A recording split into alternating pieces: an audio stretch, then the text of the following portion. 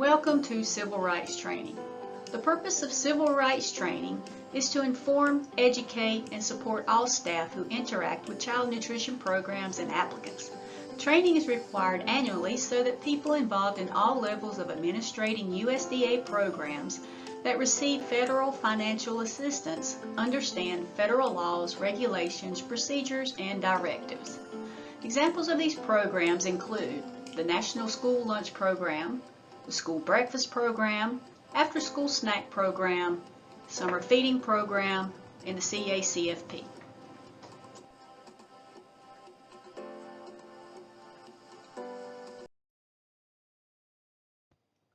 The USDA requires annual training for all F&S staff, including frontline staff who interact with applicants or participants on all aspects of civil rights compliance.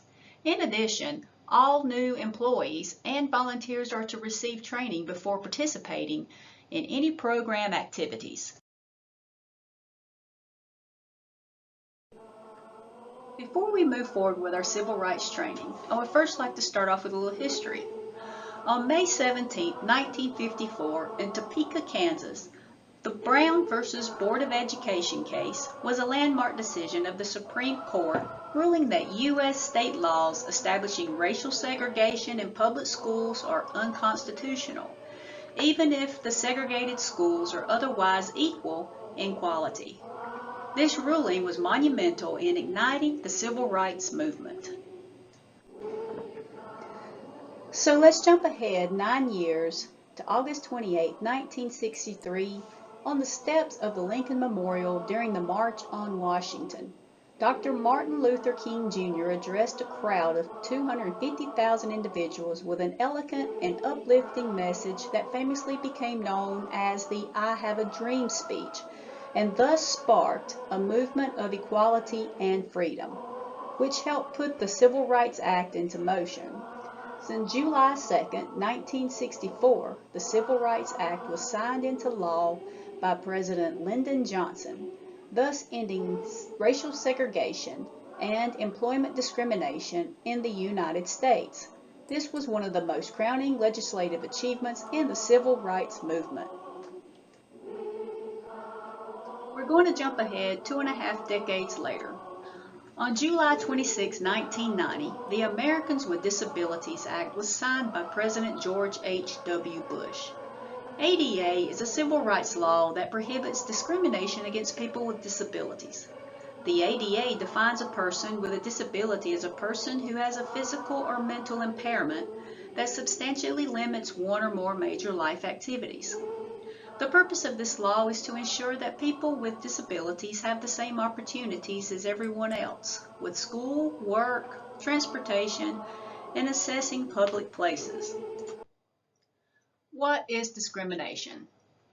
Discrimination is the act of distinguishing one person or group of persons from others, either intentionally, by neglect, or by the effect of actions or the lack of actions based on their protected classes. Another form of discrimination is religious equality. Equal opportunity for religious organizations ensures a level playing field for the participation of faith-based organizations and other community organizations in the USDA programs. There are 7 protected classes under the child nutrition programs.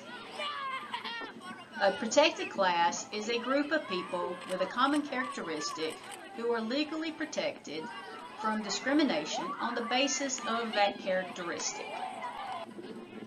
The first 5 protected classes are as follows. Race.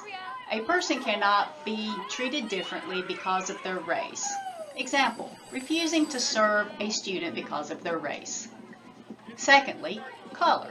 A person cannot be treated differently because of the color or shade of their skin. For example, providing different service based on skin tone. Third, national origin. A person cannot be discriminated against because of the country they are from, or if their ancestors are from, or because of the language that they speak. For example, failing to provide language assistance to a parent with limited English proficiency. Fourth, sex. A person cannot be treated differently based on sex, including gender identity, or sexual orientation, as recognized under current USDA civil rights policies. For example, denying equal access to program benefits because of a person's sex. And fifth, age. A person cannot be denied benefits or treated differently because of their age when age is not a program requirement. For example, treating eligible participants differently because they are older or younger. Our sixth protected class is disability. A person with a disability must have equal access to the program and be provided reasonable accommodations when appropriate. For example, providing a meal modification when supported by the required medical documentation. Our seventh and last protected class is reprisal or retaliation for prior civil rights activity.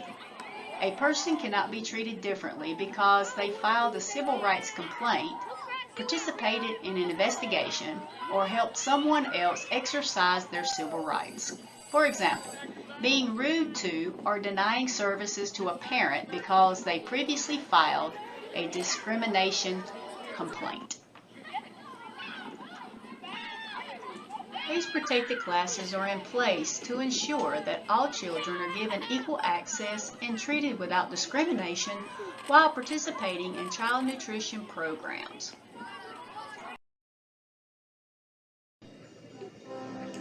Now we are moving into the components of civil rights compliance.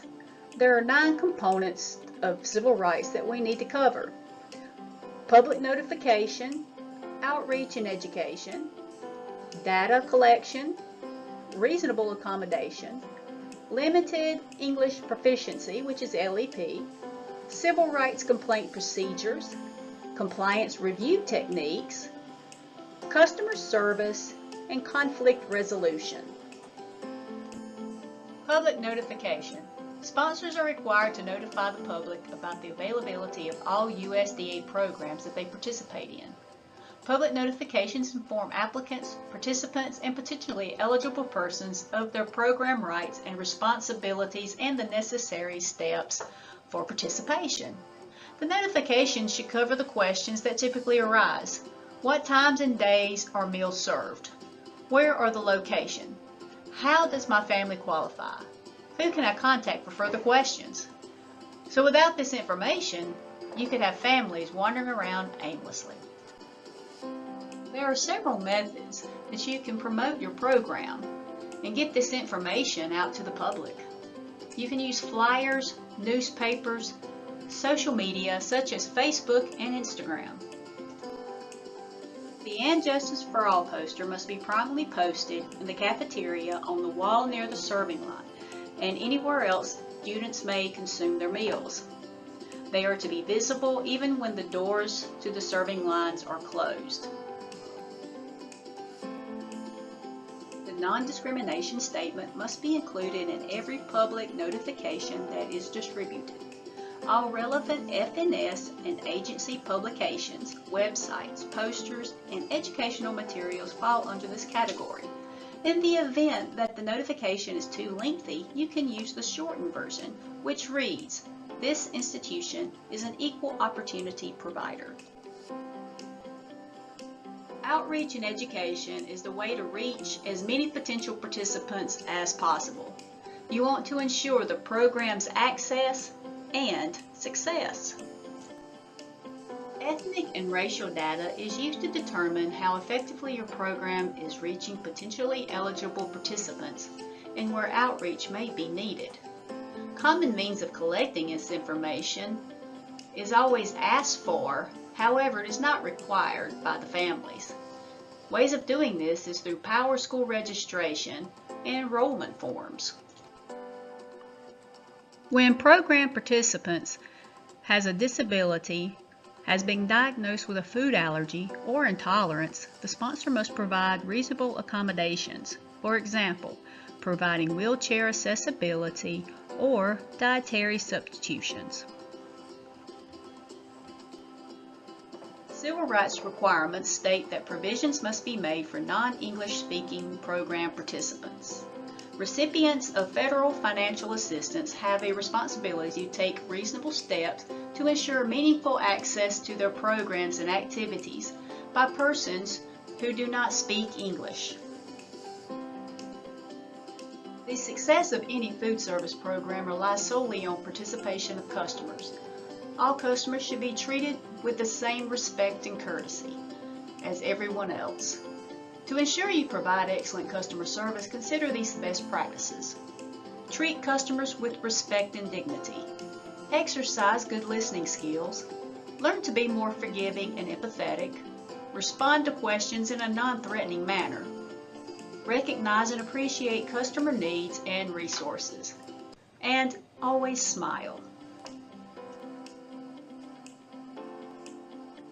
When a customer comes to you with an issue or a complaint, there are a few things that you should avoid saying. That's not my job. Sorry, that's just the way it is. I can't help you right now, I'm busy. There is nothing we can do about that. I am sorry that you feel that way. What do you want me to do about it? And some of you may be a little too young to understand this one. Here's a quarter. Call someone who cares. Conflicts can occur when two or more parties can't agree on a course of action. Usually it's because they have a difference in perspectives, values, or opinions. There will be times when the customer is not going to be happy, and the complaint can escalate into a heated discussion quickly, and their response is out of our control. However, how we respond is completely under our control, and failing to resolve a conflict can have a negative impact. Although we may never want to impede a customer's right to file a complaint, most issues are resolved by using skills you already have. These skills are referred to as soft skills. Soft skills characterize how a person interacts in their relationships with others. For example, clear communication. Your body language speaks volumes. Show the customer that you care about their issue. Look them in the eye when you are talking. Another example, listening skills. An important aspect of customer service is simply making the customer feel heard. Demonstrate that you are actively listening through body language and response.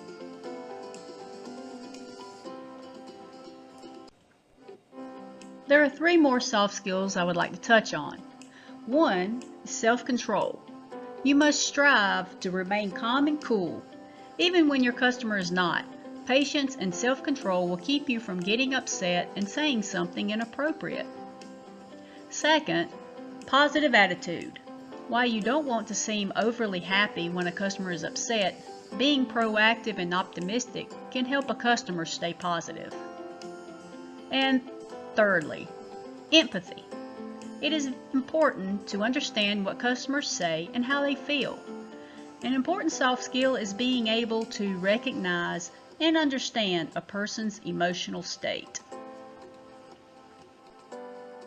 Also, keep in mind, a smile can change the dynamic of any stressful situation.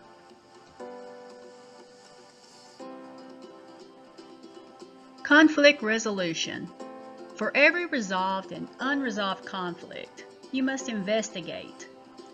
You will always have 3 sides, theirs, yours, and the truth.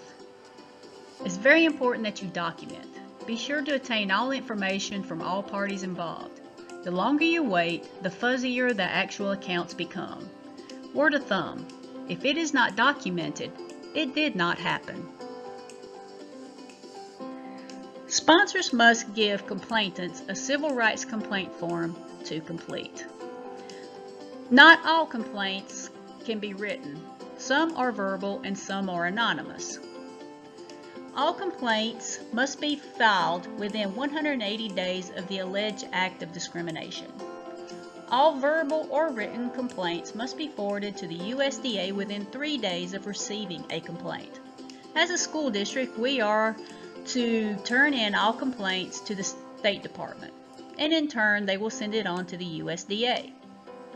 All information obtained should be remained confidential and stored for at least 3 years plus the current. When running a federally funded program, we are to ensure that we stay in compliance. We are to train our staff on civil rights training annually, post the And Justice for All poster, list the non-discrimination statement on all public documents, collect racial and ethnic data annually, and to make sure complaint procedures are available to all staff at each school. When we are under an annual review and we're found out of compliance, we should resolve those areas of non-compliance with any civil rights requirements by taking immediate steps to correct the issue and provide a written corrective action plan. As school nutrition professionals, it is our responsibility to ensure that all students, families, and staff that we encounter on a daily basis are treated with respect, dignity, and welcomed with smiles on our faces without any form of prejudice or discrimination. Your participants are your customers. Treat them the way you want to be treated and accommodate them to the best of your ability. Remember, civil rights is about equal opportunity access and justice for all.